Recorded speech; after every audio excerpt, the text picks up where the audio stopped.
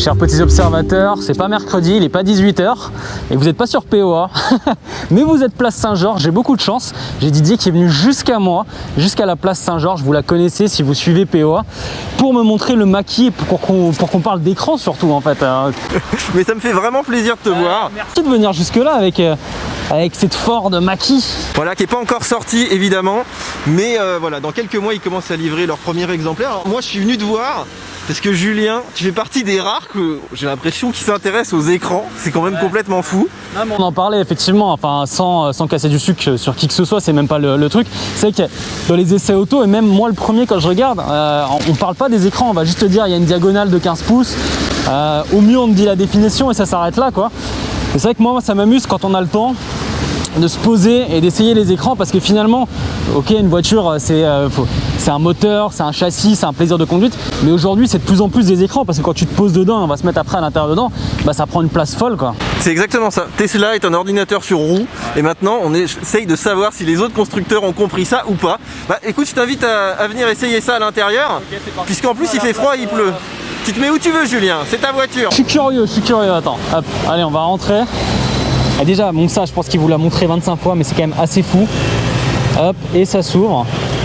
Bon Julien, qu'est-ce que t'en penses de ces écrans? Je trouve que c'est pas mal. Alors, soit on aime, soit on n'aime pas. Je vois déjà les gens dans les commentaires. Après, ce qui est bien, c'est que toi, t'as quand même des gens qui aiment tout ce qui est high-tech, donc ils vont pas râler, si je veux dire. Mais c'est vrai que nous, qui avons des fois des bagnolards, qui n'aiment pas les écrans, c'est un peu too much pour eux. Après, je comprends totalement ce qu'a voulu faire Ford avec cette Mustang Mach-E, parce que bah, tu rentres, tu te dis ah ok, tu vois. Et ça c'est tout con, mais tu vois, c'est Cédric qui est sur PO avec moi, il adore le petit côté où tu vois, c'est très joli, t'as le petit bouton, le truc, t'as ce petit effet. Hop, tu vois, tout autour, là, comme ça, quand tu le mets en route. Enfin, c'est plein de petits détails. Et tu te dis, ok, là, ils ont posé un truc, ils se sont dit, on va faire différent, on va essayer d'aller voir, te titiller Tesla, et dès que tu rentres dedans, t'as directement cette ambiance qui est mise en place. J'aime bien le petit écran qui est ici. Je trouve qu'il a une bonne gueule et tout. Et il a une bonne taille, et ça t'évite d'avoir un affichage tête haute, enfin ça permet déjà de voir quand même pas mal d'informations. Ce qui est juste embêtant, c'est que tu peux pas en fait faire ta petite config à ta sauce. Typiquement cet écran, là d'ailleurs je sais même pas ce qu'il affiche, dis-moi, c'est quoi, c'est la batterie, c'est ça? C'est la batterie, ouais, quand tu es à l'arrêt comme ça c'est la batterie. Ok, et si je veux le remettre en mode normal? Bah tu vois, je pense que tu remets ici sur drive, mets-toi sur le frein.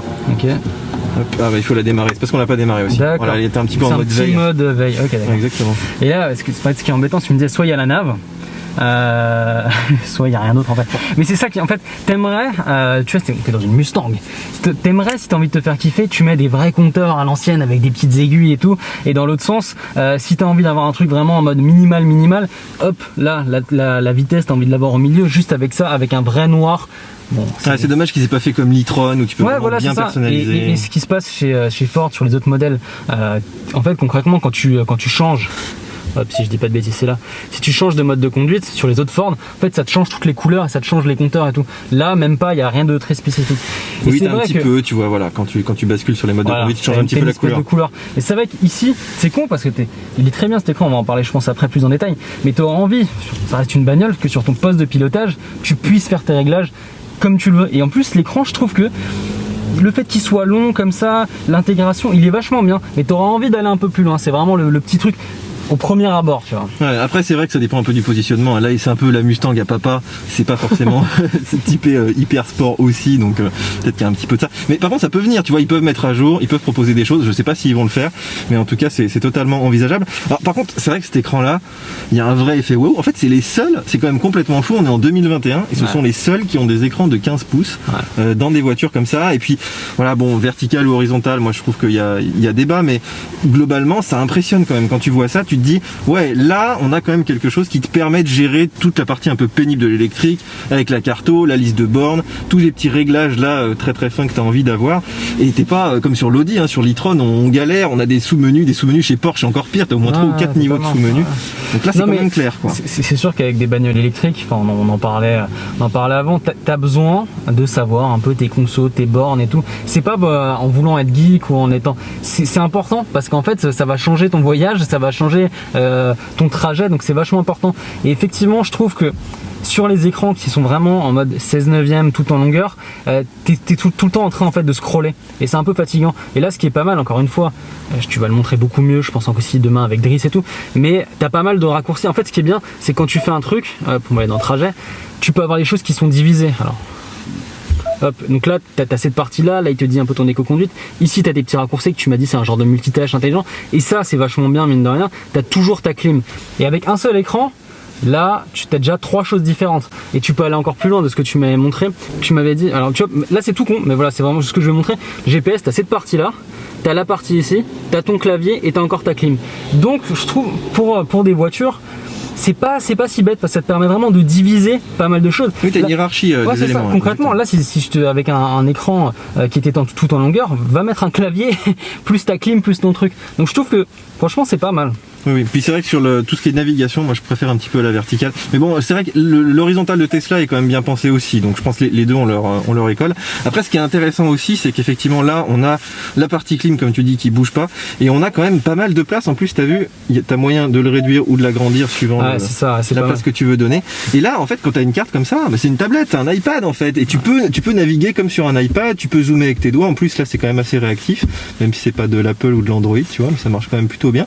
Et en fait, là, ouais, t'as l'illusion d'être chez Tesla. Alors l'illusion, on l'a vu, elle s'arrête quand même assez vite, hein, puisque dans les détails, par exemple, si on programme un itinéraire, c'est vrai que on a l'affichage des bornes, on peut essayer.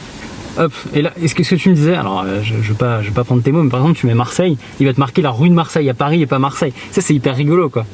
C'est des détails, hein, c'est des détails. Voilà. Alors là.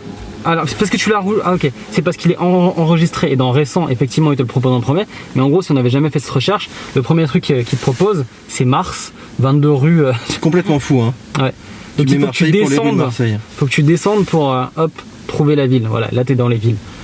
Et c'est même pas la première, en plus. C'est vraiment là où on voit que c'est la différence entre des gens qui font du logiciel et des gens qui font de la bagnole d'abord et qui se préoccupent de ça un petit peu trop tard, en fait.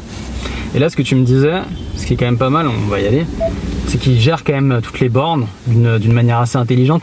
Tu me dis qu'il privilégie quand même les Unity. Alors fort des membres du consortium, donc forcément il va te quitter le rond-point à la sortie.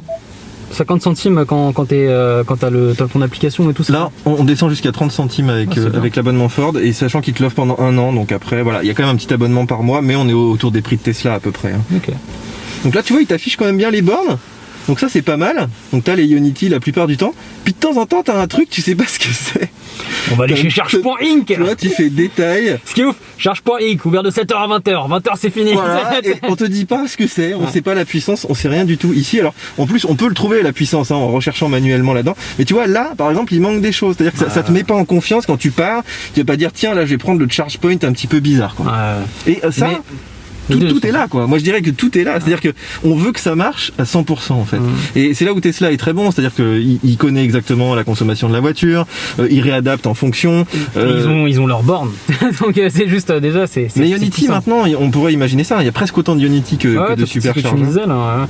Mais en fait ça c'est super important. Et bon alors moi ça fait 2-3 ans je commence à m'amuser aussi avec les voitures électriques, les essayer. Et tu te rends quand même compte que, alors déjà dans un premier temps c'est ce qu'on disait avant. Ce qui est intéressant c'est que les mecs ils se sont dit il faut absolument faire de l'électrique. Mais ils se sont pas dit bon comment on va les charger, comment on va rouler pour les personnes lambda, parce que tout le monde est pas électrotechnicien à savoir ce que c'est 1 kW, 1 kWh et tout. Mais depuis je trouve mi-2020, fin 2020, maintenant 2021, ça commence à être intégré de plus en plus. Je sais que tu avais essayé la Jaguar, moi quand je l'avais testé, en gros le mec de Jaguar m'avait dit ouais bah vous téléchargez ChargeMap. Je fais ok d'accord, donc je mets autant d'argent dans une voiture et je télécharge ChargeMap. Maintenant avec les mises à jour ça commence à être mis en place, donc ça vient petit à petit.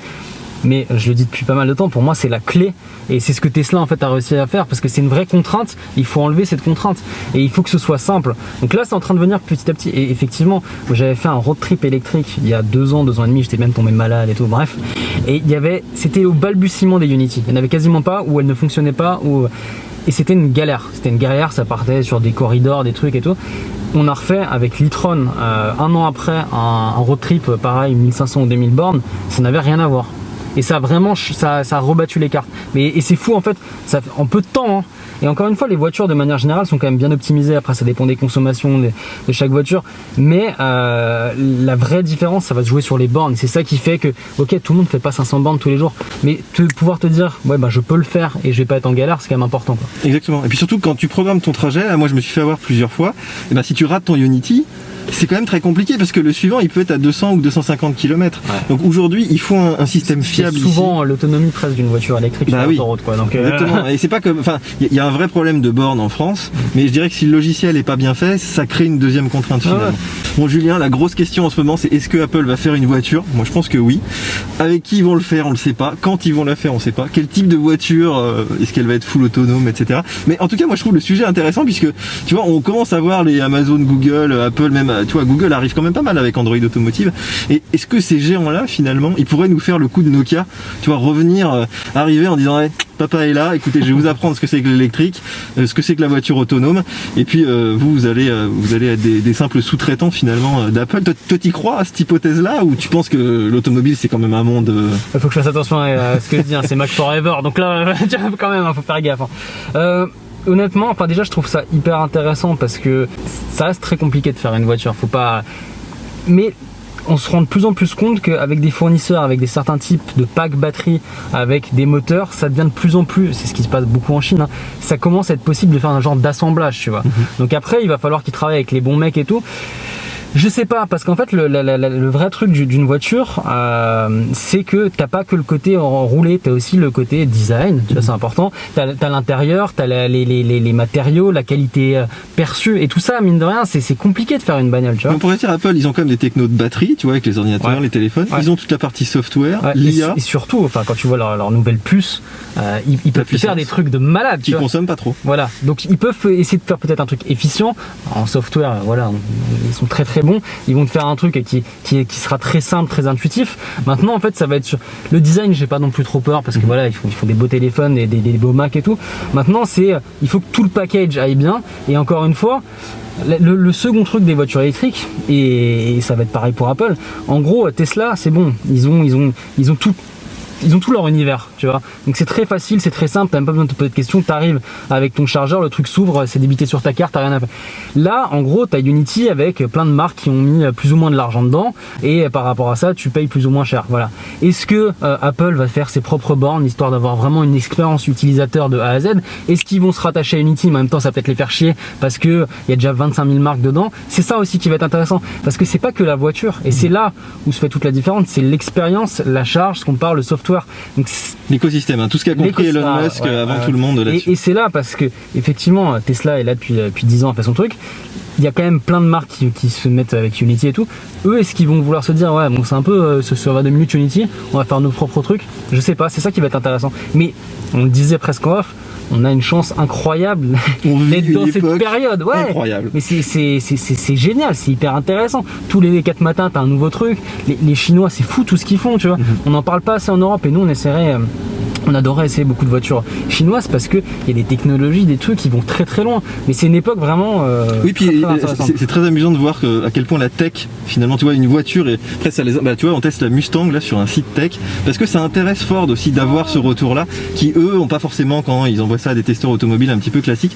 Et c'est vrai qu'on a tout cet univers qui est arrivé dans la téléphonie dans les années 2000 et là ils nous refont le même coup. Tout se mélange, c'est fou, tout se mélange aujourd'hui, vraiment tout se mélange. Je veux dire nous, enfin moi j'essaie des bagnoles, mais limite on va parler de trucs, d'applications, de smartphones. Des fois quand je peux et j'ai le temps et ça intéresse quand même pas mal de monde, je fais un truc de 20 minutes sur les écrans parce que mine de rien c'est important et quand t'es chez ton concessionnaire et tout, t'as pas forcément le temps de tout tester donc c'est bien d'avoir mais tout se mélange et c'est ça qui est vachement intéressant aussi. Et on se quittera là-dessus Julien. Merci beaucoup. Alors allez voir bien sûr pour le montage. POA, voilà, on vous présente plus quasiment, vous êtes une référence maintenant sur YouTube. Et puis les amis, on like, on s'abonne aussi, enfin tous les trucs habituels, on met des petits commentaires. Merci d'être venu jusqu'ici. Et puis non mais je suis Didier depuis très très longtemps et c'est super rigolo de regarder les vidéos et après de se retrouver. Donc merci d'être venu jusqu'ici en nocturne. Exactement, oui. Alors on risque notre vie. Voilà. Là, on va se faire arrêter. On vous laisse parce que je pense que la vidéo doit s'arrêter maintenant. On va se faire arrêter. Ah, c'est pour nous. Oui, c'est pour nous. Ah ouais. Voilà, bonne soirée les amis. Nous on se retrouve en prison. On va se faire arrêter. Ciao. Ciao. Aside from my soul.